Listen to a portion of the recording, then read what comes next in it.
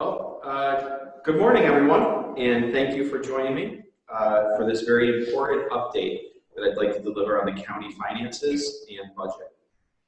For the last several months, our collective goal and top priority as a county government has been the health, safety, and well-being of our community. But with this has come an incredible financial burden that we have already begun to address and will continue to assess in the weeks and months to come. The COVID-19 pandemic has brought unprecedented challenges to every sector of our region, effectively shutting down our local economy and everything that comes with it. This reality has impacted residents, families, businesses, and nonprofit organizations throughout the community, and it's impacted our county government finances too. So I want to provide that update. I'm going to share a presentation.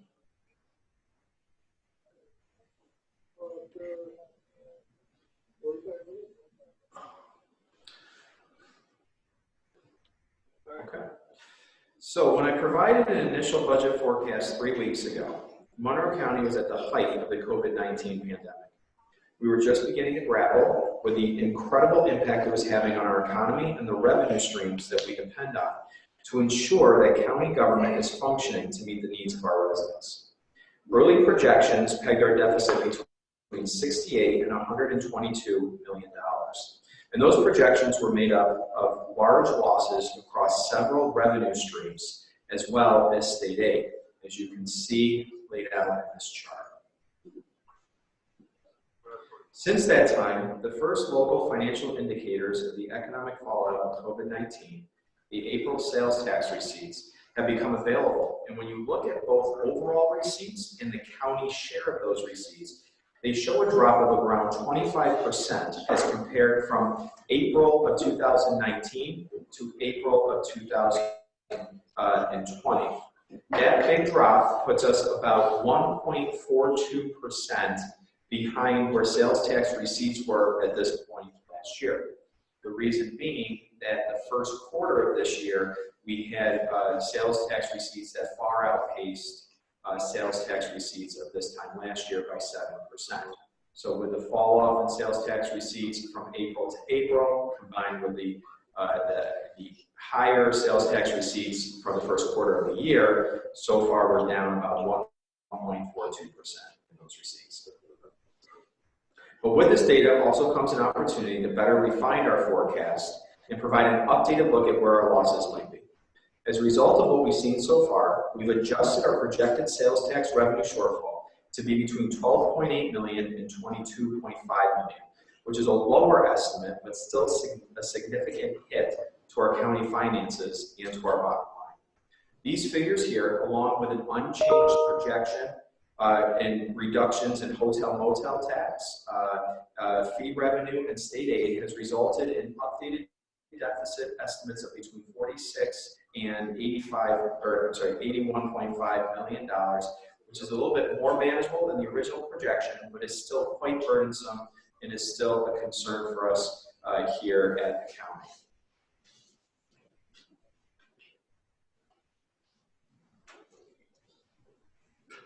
So this is what we're doing. To start, we have instituted and I have ordered a temporary non-essential hiring freeze and an essential hiring delay for over 400 vacant positions throughout county government, creating a $19.5 million in appropriation reserves for salaries and benefits.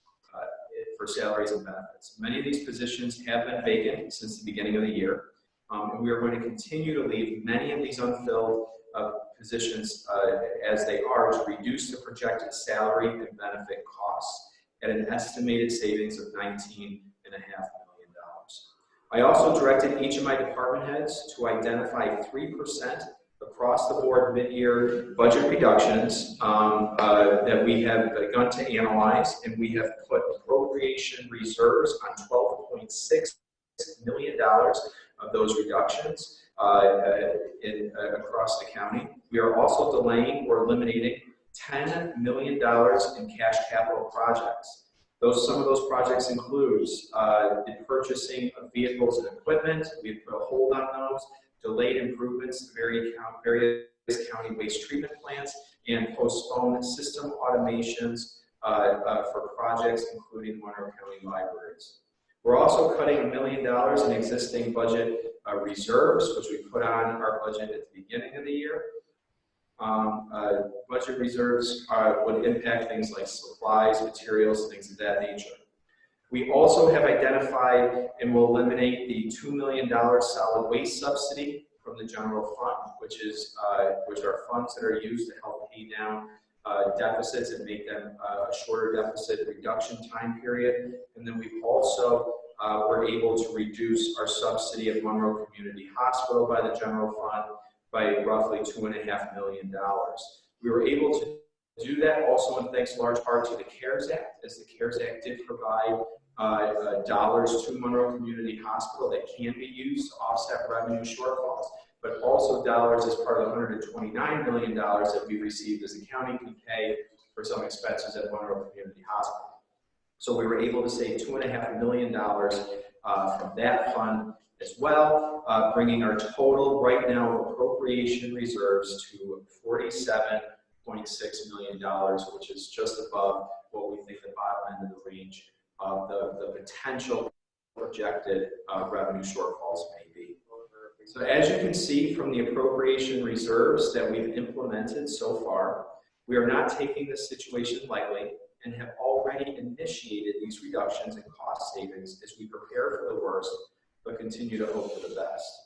I believe that we've effectively identified areas of savings, and here I'll pull this off here real quick. I do believe that we have identified areas of savings that to help close the budget gap, and we are within the lower end projected deficit and stand ready to make additional further adjustments. Unfortunately, we still don't know the full extent of the impacts that COVID-19 pandemic has had on our local economy, and we might not know for several months to come. In many ways, though, as we come together as a community to stop the spread of the virus and save lives, there still remains a lot of uncertainty surrounding where we go from here. In the coming weeks and months, we'll continue to gain a better understanding of the fiscal challenges that lie ahead, allowing us to narrow the projected range of our shortfall. We will also continue the hard work of identifying other areas of potential savings and reductions should the need present itself.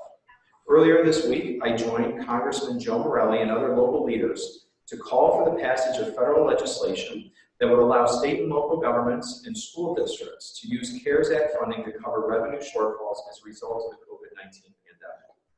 Being able to utilize these federal funds to offset our projected deficit would be a game changer for the residents of Monroe County. I remain hopeful that the county and our local partners will be able to access these funds to provide the continuity of these critical services our community relies upon, social services, our teachers, our police forces, and so many others. But relying on hope and counting on those funds would be irresponsible. So as I've outlined today, Monroe County is taking decisive actions and making tough decisions to minimize costs and overcome these budget hurdles so that we can continue to provide our residents with the essential services that they need. So with that, I can take any questions that the media may have. Okay, we're going to start with Tanner Jugenville from 13 Land, followed by Sean Landis from the Democratic Council. Hi, good afternoon, Adam. Good afternoon. First one is, I guess we kind of double-faceted. I mean, what are you expecting for May in terms of sales tax revenue? And I mean, do you think the reopening will have some impact on it or lessen the impact? Yeah, so we do think that things are going to start to rebound somewhat over the next several months, but clearly not to the level that they were before, which is why we're still projecting a negative result from last year to this year in terms of our sales tax receipts. We're still budgeting a fairly substantial decrease year to year. I am remaining hopeful and optimistic that as we move through the phases of reopening this economy, that sales tax receipts will start to come in and they will start to rebound somewhat, but we're obviously not going to be in the same position as we were last year, which is why I think it was prudent to start to take these budget reserve measures today, because we know there's going to be, that it's not going to get back to where it was for the balance of the year. Do you have a Do you have a follow-up? follow-up? Yes. I guess I know you obviously the priority is essential services, but with these cuts, what might residents not be seeing that might be normally there? And just in terms of parks, and as well as other areas, I guess, what might people notice? Yeah, and so these cuts are these spending reductions are going to impact pretty much every facet of county government. A lot of the positions that we're going to continue to be vacant and hold vacant are vacant today, have been vacant for some time. So we're going to delay hiring them. But you are going to see longer lines. It's going to take service delivery points. It's going to take longer to process forms in the parks, environmental services, and transportation. To be perfectly honest with you, it's going to have a delay in a lot of things. A lot of the programs, not really programs, a lot of the equipment that we're purchasing, it's a lot of supplies, equipment, things like that are being put off. But you are going to see a delay in how we fix things. At a park, if something is broken, a door is broken, a bench is broken, something like that, it may not get fixed right away. The pothole that exists or paving on the street may not get fixed next week or as quickly as we'd like it to be. And that's just the hard reality of the choices that we have to make to deal with such a significant projected budget shortfall. Thank you. And Sean Lehman from the DNC is next, followed by Philip Bordeaux from Spectrum. Hi, good afternoon. I'm just wondering when you think you have a sense for what revenues from May look like, and at what point will you have to take a hard look at how long the loss of sales tax revenue and hotel tax revenue is going to impact the bigger picture? Yeah, I think, when we get into about the middle of June, we'll have then be able to look at what happened in May. And I think that's where we're going to start to see what the impact, but it really won't even still be the full impact of going through the reopening phases, because we're really just starting phase one only about a weekend. And so it'll be middle of June, we'll start to see what May was. Middle of July, we'll be able to see what June was. So we'll be able to monitor that carefully. And then we'll also know, I think, a lot more information by the end of June about what the consensus is in Washington about additional federal aid that may be going to the state and local governments. I think that, my sense is there's some consensus forming in Washington that additional dollars are going to go to state and local governments. How restricted or unrestricted those funds are remains to be seen, and how much they are remains to be seen. But we should know more about that by the end of June, because at the end of the day, too, New York State runs at a somewhat different fiscal year than a lot of other states around the country. A lot of states around the country run on fiscal years that start in July. So the real pressure, I think, in Washington is going to be growing and mounting over the next several weeks. And I think we'll start to see more movement there, or at least more clarity as to what's coming there. But with the steps that we announced today is steps we've already started to implement, because I don't want to wait on the outcome here that we might get more money, so we should just wait. We do have to start taking, that would be irresponsible. We have to start taking action now, and then remain hopeful and optimistic that additional help and resources will be coming. That also relates to the state aid. There's a significant state aid reduction that's included in our projections here. But again, if the federal government provides additional aid to states, to state governments, that would reduce that state aid reduction. All right, thank you. You're welcome. Okay, Philip Bordeaux from Spectrum, and then whoever is on from WHEC. So basically, my question is, I saw that you guys were basically talking about maintaining essential services. Will the county be able to invest in any new projects this year? Well, we are, that's part of, the delay that we're going to have on a lot of these cash capital projects that we have. And there's no question that there's a lot of priorities that I want to invest additional resources in, that were part of, my campaign to be here, and why I want to be county executive, that are going to be on hold for a while. So there is going to be some short-term pain. We've managed to be able to do this and find enough efficiencies in the budget and enough reserves on our appropriations so that it won't impact real critically needed programs. The Department of Public Health will continue to have the resources it needs to manage the COVID-19 crisis. Our law enforcement personnel will continue to have what they need to protect this community. But at the end of the day, a lot of the capital projects, equipment purchases, things of that nature are going to have to be put on. Okay, thank you. You're welcome, sir. Okay, we have a reporter on from WATC. Yes, it's Patrick Moosenack. How's everyone doing? Hi, Patrick. It's nice to see you. Same here. County Executive, you mentioned, and I caught it a little late, but you mentioned the CARES Act. How much money is available from the CARES Act to put towards the budget shortfall? Sure. So Monroe County received about $129 million in CARES Act funding. So far, we've spent or committed around $10 million of those funds. And we're continuing, but the issue with those funds that it's very restricted in how you can use it. You have to follow very tight, narrow guidelines that we're following, and they can only be used to offset expenses directly related to your response to COVID-19. It cannot be used to make up shortfalls in revenue. Okay, thank you. You're welcome. Next is Randy Boardman from WRXI, and Kevin O'Clubja from Rochester Business Bureau will be after him. Adam, how are you, sir? Hi, Randy. Nice to see you. Great. Just a quick two-part question. I know it's early in the budget year, so to speak, but are you making any commitment yet on whether you think you'll have to raise taxes in the next budget for next year? We are making these significant spending reductions and spending reserves right now, so that we don't need to do that. That's part of what being responsible right now in this budget year is all about. So we are gonna make these spending reserves commensurate with what we think the decrease in our revenue projections will be. So again, I don't know if you want to say never, but you're right now you feel pretty comfortable that you can make the cuts you need to keep taxes from going up. Correct. Okay. Second part, you talked about reductions in capital projects, other areas, and freezing payroll. Would you have to think about laying off any county employees, not just vacant positions, but actual people who are employed right now? That's a good question. So we managed to freeze or delay for the hiring and filling of 400 positions across county government. And we did that without doing any layoffs or furloughs. These were through attrition, and they were through positions that were vacant and became vacant over the course of several months, or vacant when I got here back in January. So we've been managing that for the last several months. And we'll just continue to manage that going forward to make sure that we have enough positions open to meet that funding threshold. So you don't anticipate any layoffs right now?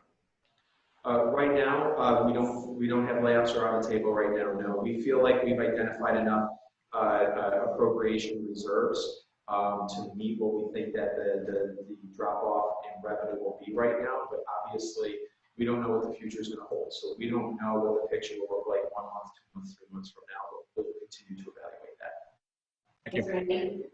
Kevin O'Clubja from Rochester Business Journal, and then Atia Collins from WROC. Hey, Adam, sorry you can't see me. I'm incognito. All right, Kevin. Randy had actually touched on or asked about the layoffs, which I was concerned about. Would the public notice positions that aren't filled right now, and what type of of those positions are open and being held open? Yeah, so you're going to see there's positions across the county government that are still open. And like I said, one of the things that you're going to notice is as the county services turn back on, as you start to see more and more people, we're moving about, we're opening up in the phases, we're not going to have that commensurate staffing up to handle that flux right now. So you're going to see longer lines at the various service points. It's going to take a little bit longer to do some maintenance efforts. I mentioned, fixing a park bench or fixing a broken door, fixing something like that. It's just going to take a little bit longer to be able to do. We get a lot of applications for things, a lot of paperwork come in. It might take a little bit longer to do that because we're going to be operating with the current staff that we have available now and at the current staffing levels that we have. So what you see and what the public is experiencing with our current staffing levels is what we'll have going forward for the time being. And just to follow up quickly, is there a way to, online that people can at least avoid those lines? It might not get processed any faster, but at least they wouldn't be standing in a line. Are you encouraging that? Thank you. Oh, absolutely. We have a number of things that can be done online at monroecounty.gov. There's a number of programs, particularly in our social service department, where they're not doing it. The need for face-to-face interviews has been put off for several more weeks still by executive order, maybe put off into the future beyond that. A lot of things can now be applied for in that department online with the phone or by mail. So we would still encourage you to go there and look at all those different application options. I know other departments, the county clerk's office, they've moved to an online recording system for real estate recording, an electronic filing system for civil court matters can all be done electronically. So, that's something interesting that just in general that I think that this pandemic has done is it's caused a lot of business across agencies, not just in the government, to start thinking about how you can do more work or continue to do the work you're doing, but do it remotely. And I think that you're starting to see a lot of that creativity happen in a lot of different facets. So, but the county government is the same. If you go to our website, right on our homepage at farmcounty.gov is a list of all the various resources that we have available and how you can access them remotely. All right, thanks, Kevin.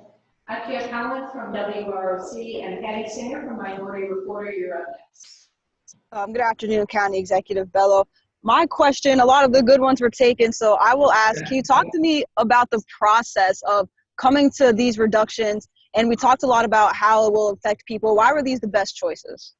Now, that's a great question, actually. So we've been meeting on this for the last several months, really since the beginning of this, meeting very regularly with our finance team and working with our department heads to identify budget reserves that we could place within their departments.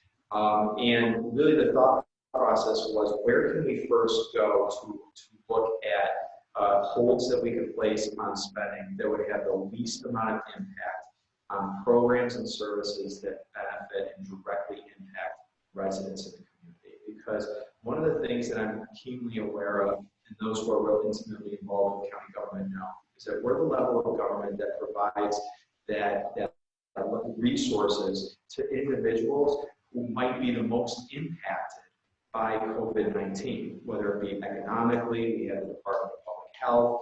So through all those different departments, we actually provide that backup to them. And it's service, child daycare funding, support comes to us, the ability to coordinate and collaborate with daycare centers to make sure that we can figure out what the vacancies are.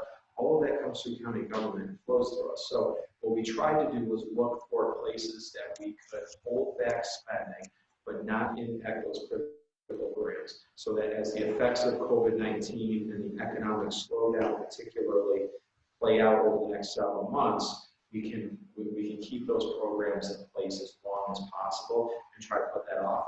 But that's also why this additional funding from the federal government is just so critical, because at the end of the day, if we start finding ourselves on the high end of what those reductions are, we're going to have to continue to dig deeper, and we're not going to be able to avoid those program cuts. Thank you. You're welcome. Okay, Patty Singer from Minority Reporter, and then Gino Pinelli from City Newspaper. Hey, I've got a two-parter as well here. So I want to make sure I'm understanding the context of this. It seems as though right now Monroe County is better off than what you had projected a few weeks ago, correct? Correct, yeah. Okay, so things aren't as bad as they could be. So, but that being said, with the cuts you've had to make, how are those cuts affecting that transition report that you accepted in February that laid out the blueprint for the county? I'm thinking particularly things like economic and community development and human services. Where's the casualties in that report? Yeah, no, that's a really good question, Patty. And yet, what I'd say is it's less bad, but it's still not great. Our financial picture. Really, the only thing that's changed between 3 weeks ago and today is our projections on sales tax, because that's something that's a hard number we can look at, and we have data now. Before we were projecting, just give my notes, it was a 22 to 38% decrease in sales tax, which was in line with what a lot of economists' projections were at. Today, we're down to an 8.1 to 14% decrease because we're now starting to see what those numbers are, and we're starting to open up the economy now, which wasn't necessarily clear 3 weeks ago where we would be. So we made those adjustments. And so like I said, so if you go back in through the transition report, there's a lot of things that we talk about investing additional dollars in. The fight against the opioid crisis, which is taking far too many lives in our community and has actually seen a recent spike. We just passed legislation last month or the month before. It's bipartisan legislation I'm incredibly proud of that passed my plan to increase our resources into opioid crisis, to hire an opioid response team, to create an addiction director, to really tackle and get to the bottom, into the heart of this problem. We haven't been able to really move forward on that yet because we did the resource constraints that were on there. I want to make additional investments in early intervention programs. We want to make additional investments in how we spend social service dollars to make sure we're not just putting money out there in silos, we're connecting the money, leveraging money against each other to help lift families out of poverty. We have economic development programs that we want to do, but a lot of those are going to be on hold. Right now, we haven't cut any programs this year with these funding reductions that are going to directly impact our residents, but creating additional programs is really just not an option at this point until we see what type of funding allocations we're going to see. Thank you. Welcome. Thanks, Patty. Finally, we do not have Gino, we have Jeremy who will from the city newspaper. Jeremy, it's nice to hear from you. Hey, Adam. There you go. I don't get to see you. I just get to hear you. It always takes me a minute to find the mute button. Yeah. It sounds like one of the things I'm hearing, it sounds like the sales tax projection has improved for the county, but it also, there's no guarantee that it's going to continue on that path. If the sales tax doesn't improve the way you'd like to see, what happens? Yeah, so what happens is we make further appropriation reductions moving forward. We have to live within our means, and if we don't receive additional support from the federal or state governments, then we're going to have to dig deeper. So we think what we have right now is a reasonable plan forward, and I briefed both caucuses of the county legislature and had a conversation with them about this, and I think that right now we're on the right path.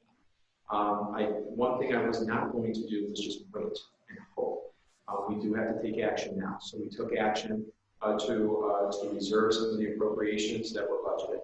And we're going to continue to monitor this. We do this every day. We have meetings every day. We look at where we are in the budget, where we are in our revenues that are coming in from other sources. We'll make those adjustments. You know, I'll also put it this way. Sales tax, even if it doesn't rebound, and that's the one projection we made a difference on so far, but if it does not rebound the way it is, we might have to change that projection. But in the meantime, we may also get additional support from the CARES Act funding to cover revenue losses. So it's not always going to be a one-for-one relationship. The other thing we're going to look hard and carefully at is federal support of state governments and how much additional aid that the state of New York gets. Governor Cuomo's been fighting very hard in Washington advocating for additional aid. That aid is directly tied into how much state funding reduction we're going to receive. Because at the end of the day, the state government is facing the same challenges we are. We have to balance our budgets. I used to be a town supervisor, and as a town supervisor, you have to zero out your budget at the end of the year, your expenses and revenues. As a county government, we have, as a county executive, have to do the same thing, zero our budget. The state government operates the same way. The federal government oftentimes borrows and can operate at a deficit. The county, the state, and the towns cannot. Our school districts are struggling as well. They're also relying on sales tax revenue. One thing, though, that I will point out that's a little different between us and the counties, and it's also why our projected revenue potential losses are so much, have gone down dramatically in the last 2 weeks, just looking at the sales tax revenue. But then if you compare us to other counties, it's a little different because we share more sales tax revenue with our sharing partners, with the city of Rochester, our towns, villages, and school districts than most of the other counties or peer counties around the state. There's good and there's bad news. Good news is that that helps to support the operation and take the pressure off. It helps support the operation and take the pressure off the property tax and other forms of revenue for those sharing partners. The good news is also that we're not, as a county, we're not as reliant on property tax dollars as part of our budget as some of the other peer counties. So other counties around the state are facing a somewhat higher revenue shortfall because they're more dependent on sales tax dollars. We are more dependent on property tax dollars, hotel, motel tax, other sources of revenue. So the good news is the budget deficit is not as severe as some of our peer counties. But I'll go back, and I think I might have mischaracterized. The bad news, though, is that because we share so much with our sharing partners, they're all feeling the pinch as well. So I'm hearing from town supervisors, school superintendents, village mayors, the mayor of Rochester, their funding shortfalls as well. And that's why earlier this week, I did a press conference with Congressman Morelli to call on the federal government to change how we can spend the CARES Act money to help address revenue shortfalls so that we can then help our local government partners with our $129 million CARES Act allocation. We can take a portion of that allocation and be able to help some of our sales tax sharing partners make up their revenue loss as well. Great. And then just to follow up, there was a term you've used that I haven't heard before that I want you to explain for me. It's the appropriation reserve. I mean, does that just mean that because you're not filling those positions, you're saving money, or is it more complicated than that? No, that's essentially what it is. Basically what we do is we go into the budget and you put a reserve, which means that we put a hold on those, the appropriations like an expense. So we put a hold on that expense so you can't do it. So we have a hold right now on 400 positions, roughly equating to about $19.5 million to put a reserve onto that, and we will manage that carefully. So that we continue to have that. You put a reserve, for instance, there's $1 million across-the-board reserve that we did earlier this year. It should not doesn't increase. It doesn't impact each department equally, but we did $1 million reserve. That's largely on supplies, things of that nature. And so essentially, the department had each of the all the departments in aggregate had about $1 million reserved out of the budget that they couldn't touch or couldn't spend. So it's still in the county budget until you go and amend the county budget through the county legislature process. It's there, but we can place budgetary reserves that would essentially take it out of that department's discretion to spend those dollars. So basically, it's just saying that. So basically, it's just this is money in the budget, and you're saying we're not spending that money that's in the budget. Correct. Absolutely. Got it. Thank you. Yeah, much quicker way of describing that than me. But that's exactly what it is. Okay, so thank you all again very much. I appreciate you joining me today. I think that being transparent about the county's budget process, about where we are in the budget, is incredibly important for all of our government partners, for the community and the public at home, to understand how COVID-19 is impacting that operation. We spend a lot of time talking about the public health implications of COVID-19. We do daily almost daily media, press conferences, press releases. We talk and we do our daily dashboard. But this is something that we're also working incredibly hard in my team here at the county office building to make sure that we're taking the necessary actions now today too to protect property taxpayers around the county from the negative impact that this could have on the county budget. So we're taking those actions now. We'll continue to review those in the future. And the one thing too I'd like to just throw out here at the end is that as we re-enter the phases in the opening of the economy, and we start going through phase 1, phase 2, phase 3, phase 4, how that is managed and how successfully we do that is going to be entirely reliant on how this community responds and our ability to continue participating in social distancing and wearing masks, but we can't be outside of 6 feet of people around us. I want to thank this community and for their participation in this. We've made a lot of sacrifices. Everybody here has made a lot of sacrifices over the last 2 months, both economic and personal sacrifice. And as we move through this reopening, we do not want to undo all of those sacrifices we made. We want to be able to reopen. We want to do it safely. We want to do it responsibly. And it's up to us how that happens. So as we do this, I'm asking you, please continue to wear your masks when you're within 6 feet of anybody around you. Please reduce gatherings to less than 10 people.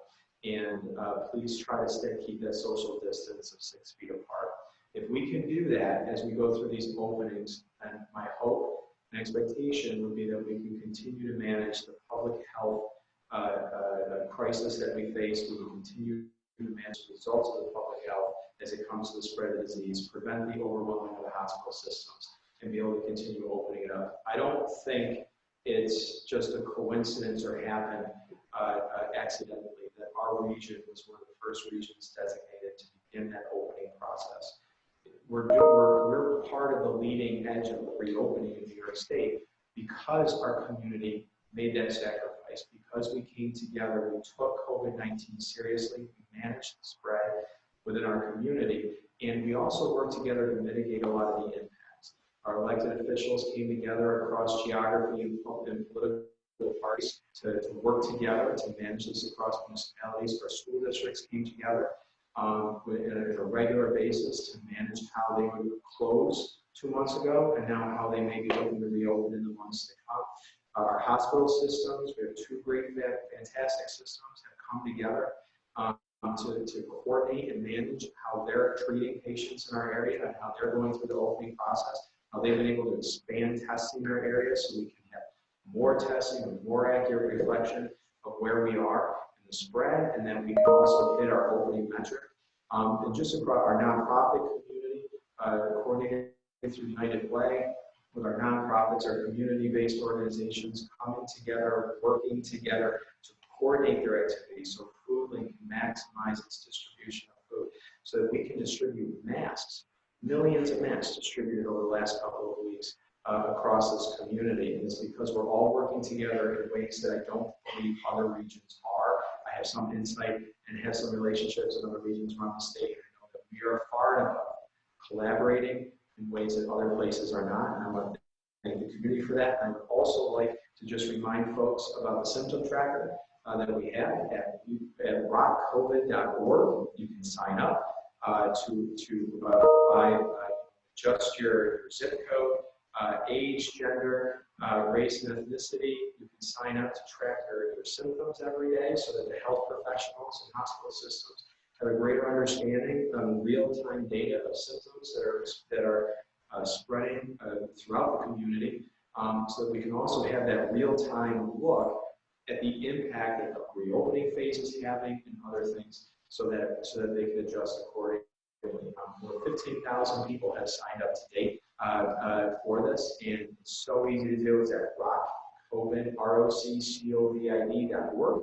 It takes about 45 seconds to sign up, and it takes about 10 seconds a day to report your symptoms. But for that small investment of your time, it makes an incredible, valuable tool for the public health professionals here to track and manage the spread of the disease. It will help us get through this on the other side as quickly but as safely as we possibly can. So thank you very much. God bless you. Have a great holiday.